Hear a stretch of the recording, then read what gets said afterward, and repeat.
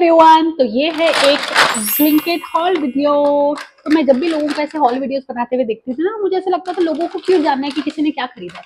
तो आज मैं ये वीडियो इसीलिए बना रही हूँ क्योंकि मुझे जानना है कि कितने लोगों को इंटरेस्ट है कि मैंने क्या खरीदा है। तो सबसे पहले मैंने मंगवाया है ये बॉडी वॉश, काफी बड़ा मंगवा लिया है, पर देखते हैं। मेरे को थोड़ा स्ट्रॉबेरी स्किन का प्रॉब्लम हो रहा है, तो उसके लिए मैंने ये मंगवाया है, तो देखते हैं कैसे काम करता है।